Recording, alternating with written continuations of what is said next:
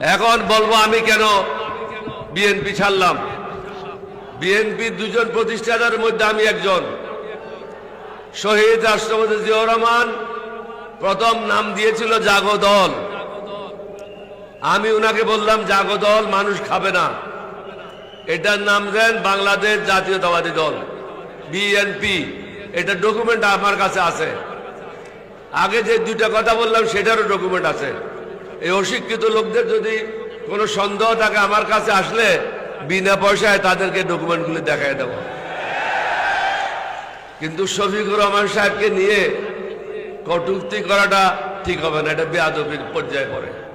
কয়েকদিন আগে জামায়াতের আমির ডক্টর শফিকুর রহমান সাহেব লোহাগাড়াতে একটা বক্তব্য রেখেছেন। সেখানে উনি বলেছিলেন যে ডক্টর কর্নেল অলি আহমদ ক্যাপ্টেন অলি আহমদ হিসাবে সর্বপ্রথম বিদ্রোহ করেন। জিয়াউর রহমান তাকে আমি স্বাধীনতা ঘোষণার জন্য রেডিও স্টেশনে নিয়ে যাই। কিছু অশিক্ষিত লোক বিএনপি করে, কিছু অর্ধশিক্ষিত লোক বিএনপি করে। ইংরেজি বুঝে না, বাংলাও বুঝে না। রিভোল্টের অর্থ হলো বিদ্রোহ, স্বাধীনতা ঘোষণা নয়। এটা রেকর্ডে আছে, আপনারা ফেসবুকে গেলে এটা পাবেন। ACR অ্যানুয়াল কনফিডেন্সিয়াল রিপোর্ট, বার্ষিক গোপনীয় প্রতিবেদন। এটা জিয়াউর রহমান প্রথম লিখেছিল 1972-তে এই কুমিল্লা ক্যান্টনমেন্টে। তিনি লিখেছেন, ইংরেজিতে বলবো, This officer played the main part which enabled 8 Bengal, the East Bengal Regiment to revolt on the crucial night of 25 March. অর্থাৎ 24, 25 এবং 26 রাত্রে গুরুত্বপূর্ণ সময়ে 8ম বেঙ্গল রেজিমেন্টকে নিয়ে এই অফিসার সর্বপ্রথম বিদ্রোহ করে।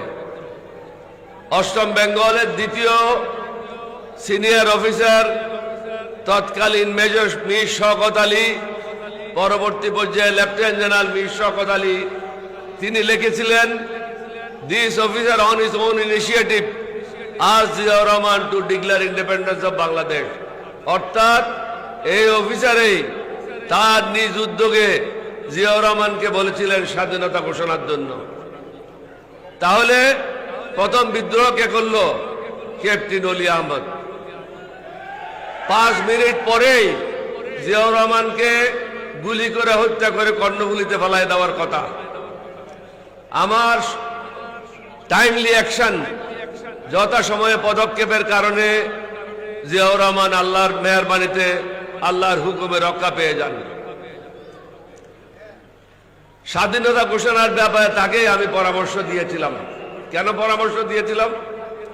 ওনাকে বললাম যে আমরা বিদ্রোহ করেছি চট্টগ্রাম থেকে, বাংলাদেশের মানুষ তো জানবে না কিভাবে বিদ্রোহ করলাম, তাহলে বাকিরা কি করবে? এখানে তো অনেক বেঙ্গল রেজিমেন্ট আছে। 4th বেঙ্গল রেজিমেন্ট ছিল কুমিল্লাতে, তারা ডিপ্লয়েড ছিল ব্রাহ্মণবাড়িয়াতে। 2nd বেঙ্গল ছিল জয়দেবপুরে, 1st বেঙ্গল ছিল যশোরে, 3rd বেঙ্গল রেজিমেন্ট ছিল সাইদপুর ক্যান্টনমেন্টে, রংপুর ক্যান্টনমেন্টে। আমরা যদি সেদিন বিদ্রোহ না করতাম এবং রেডিওতে যদি বাংলাদেশের স্বাধীনতা ঘোষণা না হতো, তাহলে বেঙ্গল রেজিমেন্টগুলি আর বিদ্রোহ করতো না এবং পৃথিবীর লোকেরাও জানতো না যে এখানে একটা প্রশাসনের বিরুদ্ধে বিদ্রোহ হয়েছে। কিন্তু এই অশিক্ষিত লোকেরা বিদ্রোহ শব্দটার অর্থ বুঝে না, যার জন্য জামাত আমিরের বিরুদ্ধে কিছু কথা বলছে। তাদেরকে বলবো লেখাপড়া করো, গুন্ডামি করে দিন চলবে না। এখন বৈজ্ঞানিক যুগ। এখন বলবো আমি কেন বিএনপি ছাড়লাম। বিএনপির দুজন প্রতিষ্ঠাতার মধ্যে আমি একজন। শহীদ রাষ্ট্রপতি জিয়াউর রহমান প্রথম নাম দিয়েছিল জাগো দল।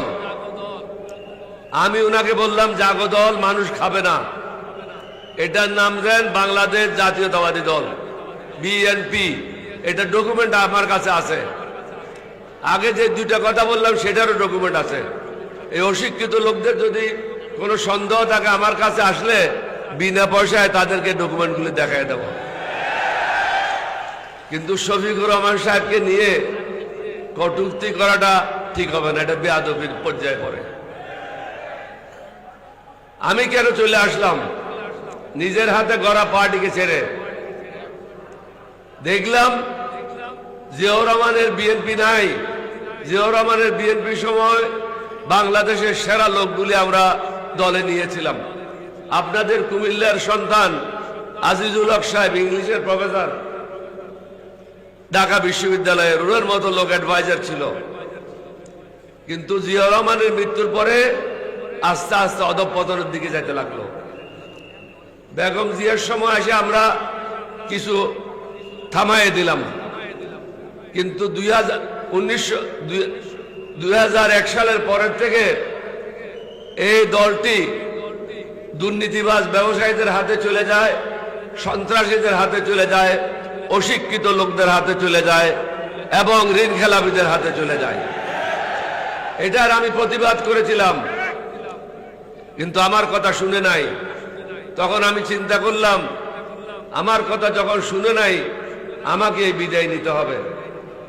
আমি তখন পৃথিবীর ইতিহাসে হয় নাই, সাবেক রাষ্ট্রপতি, সাবেক স্পিকার, 6 জন মন্ত্রী, প্রায় 24 জন এমপি, পৃথিবীতে কোনোখানে হয় না এরকম ঘটনা। তাদেরকে নিয়ে বিএনপির বিরুদ্ধে আমরা বিদ্রোহ করে নতুন দল গঠন করেছিলাম। আমাকে মারার জন্য আমার ঘরে 6 জন অস্ত্রধারী লোক আসছিল। আল্লাহর মেহেরবানি, নবীজির দয়া আমাকে করতে পারে নাই। আমার লাইফের উপরে এই যাবৎ 6 বার অ্যাটেম্প নেওয়া হয়েছে, কিন্তু আমি কখনো মরব না।